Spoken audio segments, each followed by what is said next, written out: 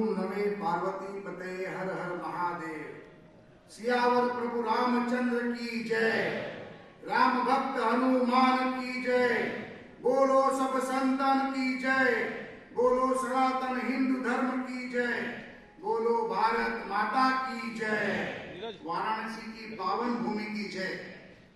आज इस विश्व का सबसे बड़ा और पहली बार हो रहा अंतर्राष्ट्रीय मंदिर सम्मेलन के प्रमुख अतिथि सरसंघ चालक परम पूज्य मोहन जी को मैं शतशः वंदन करता हूं।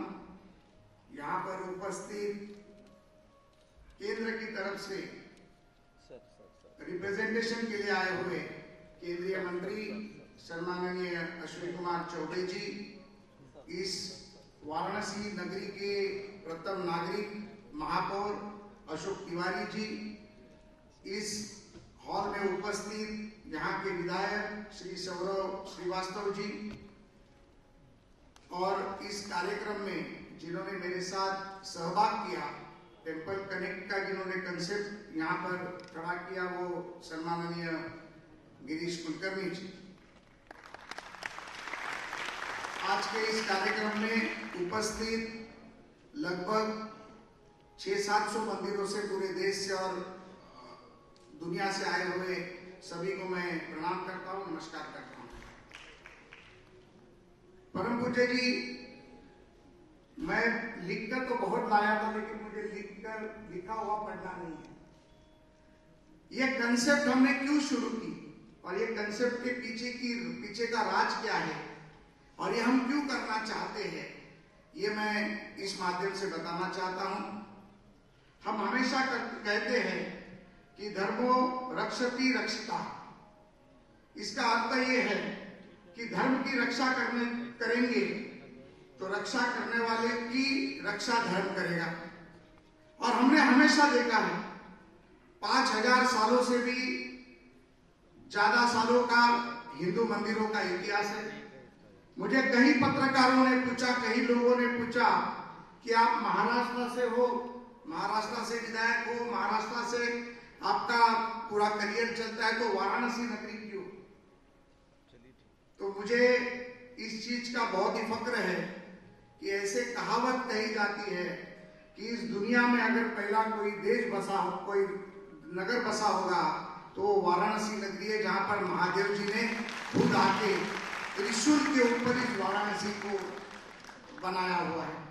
और ऐसी नगरी में आज मंदिर, गुरुद्वारा, जैन मंदिर, बुद्ध विहार, स्वामी नारायण पंथ, जैन टेम्पल्स, हरे राम हरे कृष्णा, सारे हिंदू धर्म को, हिंदू पंथ को मानने वाले सारे लोग आज यहाँ पर इस सभागृह में उपस्थित हैं। आप जानते ही हैं, परकियों ने जब आक्रमण किया तो हमारी देश की हिरासत के साथ मंदिरों के ऊपर भी आक्रमण करने की कोशिश उन्होंने की।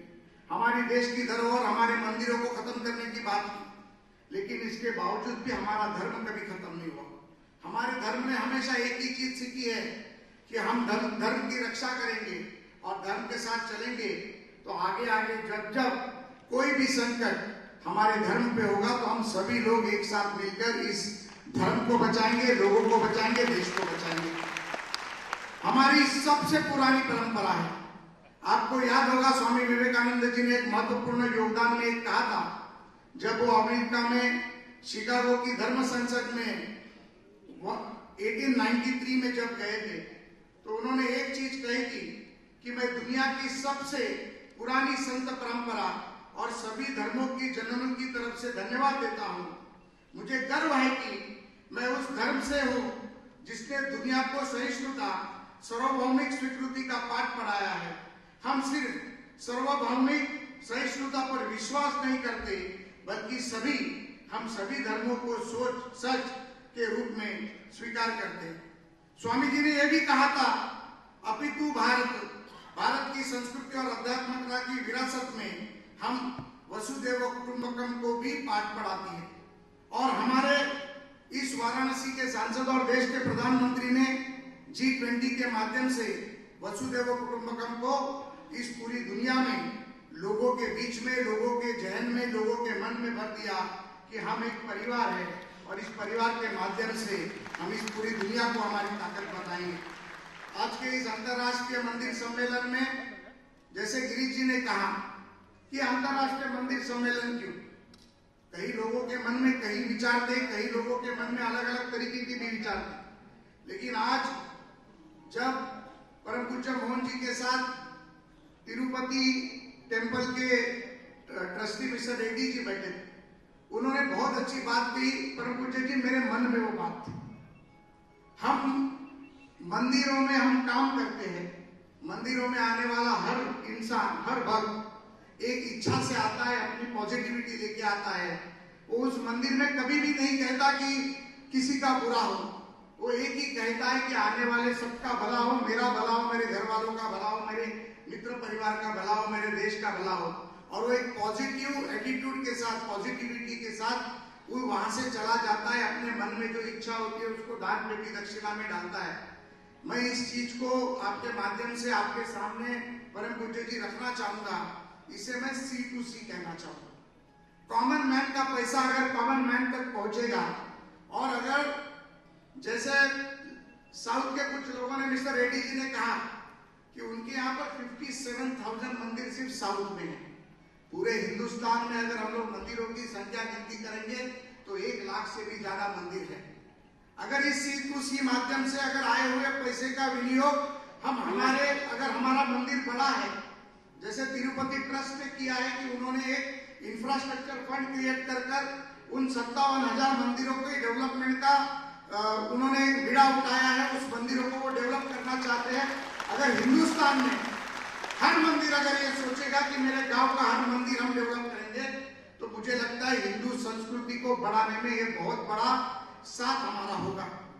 इसी माध्यम से अगर कॉमन मैन का पैसा अगर कॉमन मैन तक पहुंचता है, आए हुए पैसे भगवान के पैसे होते हैं, लोगों के पैसे होते हैं, उनके भक्ति के पैसे होते हैं, उनकी शक्ति के पैसे होते हैं, उनकी इच्छा के पैसे होते हैं। अगर इस माध्यम से अगर हम मेडिकल हेल्प किसी को कर सकते हैं क्या, अगर हम लंगर किसी की चला सकते हैं क्या, जैसे कि पटना साहब से यहाँ पर गुरुद्वारा के लोग आए हैं जो प्रेजेंटेशन बताएंगे कि लंगर कैसे चलती है। मैं उन सभी सिख धर्मियों का मन से अभिनंदन और आभार करूंगा कि 2400 घंटा लंगर चलाने का काम करते हैं। अगर वो लंगर अगर हर मंदिर में, हर जैन धर्म के मंदिर में, स्वामीनारायण में अगर चलता रहा, हरे राम हरे कृष्णा वाले तो चलाते ही है, स्वामीनारायण वाले भी चलाते हैं, लेकिन अगर हम छोटे से छोटे मंदिर भी अगर कर पाए, तो जो हमारी हिंदू संस्कृति हमें कहती है कि कोई भूखा नहीं सोएगा, तो वो संस्कृति को पूरा करने के लिए और अतिथि देवो भव का हमारा जो संस्कृति का जो भाग है उसे पूरा करने के लिए हमें काम आ जाएगा। और हिंदुस्तान में जो आने वाला, मंदिरों में आने वाला जो भक्त होता है वो भगवान का प्रसाद समझकर उसे खाएगा, लेकिन जो भूखा होगा उसे अन्नदान के रूप में उसे अन्न मिलेगा। तो ये प्रयास इस माध्यम से हमारी करने की कोशिश है। अगर हम इस माध्यम से कोई शिक्षा का काम करना चाहते हैं, बुक बैंक के माध्यम से अगर हम कोई काम करना चाहते हैं, परम पूज्य जी महाराष्ट्र में ऐसे कई मंदिर है जो बुक बैंक के माध्यम से लोगों को बुक्स पहुंचाने का काम करते हैं, बच्चों को बुक्स देने का काम करते हैं। और मेरे माहिती के मुताबिक लगभग 18 लाख से भी ज्यादा बच्चे आज महाराष्ट्र में बुक बैंक के माध्यम से, मंदिरों के माध्यम से पढ़ाई करते हैं। हमने मेडिकल हेल्थ, एजुकेशन हेल्थ और ये 2-3 चीज भी अगर मंदिरों के माध्यम से, लंगर मैनेजमेंट अगर हमने किया, तो मुझे लगता है कि एक बहुत बड़ा प्रयास हमारे माध्यम से, इस मंदिर संस्थाओं के माध्यम से हम करने की कोशिश करेंगे। इसमें 3, 4, 5, 10 चीजों के ऊपर हम लोग बातचीत करेंगे, सेमिनार करेंगे, जिसमें एडमिनिस्ट्रेशन की बात सबसे बड़ी है। मंदिरों का व्यवस्थापन कैसे हो, ये एक दूसरे के साथ बैठकर, एक दूसरे के विचार एक दूसरे को देकर हम इसमें चर्चा करेंगे। इसमें सुरक्षा का विषय बहुत ही बड़ा है, जैसे कि फिजिकल सिक्योरिटी हो गई, इंटेलिजेंस सिक्योरिटी हो गई, सीसीटीवी कैमरा और एआई सिक्योरिटी हो गई, जिसमें आज मंदिरों को बहुत ही तरीके से बहुत ही धोखा होने की संभावना होती है। तो उसके ऊपर हम बात करेंगे एक दूसरे के साथ। अगर तिरुपति मंदिर, शिरडी टेम्पल, सिद्धिविनायक टेम्पल, पंढरपुर का टेम्पल या और बड़े बड़े टेम्पल किस तरीके की सिक्योरिटी व्यवस्था करते हैं, उस पर हम एक दूसरे के साथ विचार विनिमय करके एक दूसरे के साथ हमारे विचारों को कैसे जोड़ सकेंगे, ये एक विषय उसमें होगा। उसके अलावा सबसे बड़ी बात जो हमारे माननीय प्रधानमंत्री हमेशा कहते हैं कि स्वच्छ भारत अभियान, मंदिर का परिसर अगर स्वच्छ होगा, मंदिर के स्वच्छ परिसर में हम स्वच्छ मन से अगर जाएंगे तो मुझे लगता है कि वो परिसर स्वच्छ कैसे होना चाहिए, उसकी व्यवस्था कैसे होनी चाहिए, आए हुए फूल हो या नारियल हो उसकी व्यवस्था कैसे होनी चाहिए, उस आए हुए फूलों में से या नारियल के पान में से अगर हम लोग उसका कोई खत निर्मित कर सकते हैं, क्या ग्रीन टेम्पल का व्यवस्थापन खड़ा कर सकते हैं, ये भी उसमें होगा। साथ ही साथ लंगर मैनेजमेंट की भी बात होगी, साथ ही साथ फंड मैनेजमेंट की बात होगी। कई मंदिरों को दिक्कत होती है कि आए हुए पैसे का विनियोग कैसे किया जाए, आए हुए पैसे को टैक्सेशन में कैसे किया जाए। हर राज्य में चैरिटी कमिश्नर्स के रूल अलग होते हैं। आज इस फेडरेशन के माध्यम से, आज इस टेम्पल कन्वेंशन के माध्यम से अगर हम लोग नेशनली चैरिटी कमिश्नर के रूल्स मंदिरों के लेकर बना पाए और उसके लिए एक प्रयास कर पाए तो मुझे लगता है ये सबसे बड़ी पहल इस माध्यम से हम कर पाएंगे। बहुत सारी चीजें आज इसमें कहने के लिए है।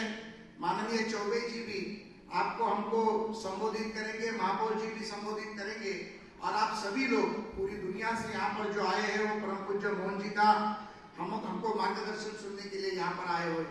मैं जाते जाते इतना ही कहूंगा कि हिंदुस्तान का नहीं तो पूरे दुनिया का हिंदू मंदिरों को जुड़ाने का एक प्रामाणिक प्रयत्न मैं करने जा रहा हूं। और मैं ये नहीं कहूंगा कि ये प्रयत्न मैं अकेले ही करूंगा, कि आपके बिना, सबके बिना ये प्रयत्न सफल नहीं होगा। जो भी संघर्ष करके हम कोई चीज शुरू करते हैं उसकी शुरुआत आज बहुत ही अच्छी तरीके से हुई है।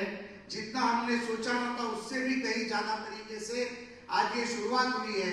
और मुझे लगता है आने वाले समय में ये जैसे कन्वेंशन हम लोग हर 3 साल में एक बार करेंगे, इंटरनेशनल कन्वेंशन, और देश में अलग अलग रीजन में हर साल इसका कन्वेंशन होगा और ये देखते देखते कारवा बढ़ जाएगा और मंदिरों का, दुनिया भर के मंदिरों का, जैसे मैंने कहा 1 लाख मंदिर है, अगर ये 1 लाख मंदिरों के लोग अगर हमारे साथ जुड़े तो धर्म की रक्षा करने के लिए, समाज की रक्षा करने के लिए, धर्म और समाज को एक साथ करने के लिए आप सभी लोग हमारे साथ इस विषय में जुड़ जाएंगे, ये मैं विश्वास रखता हूं।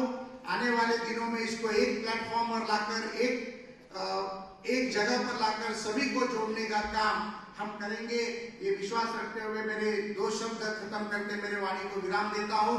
धन्यवाद। छत्रपतींचा विचार म्हणजे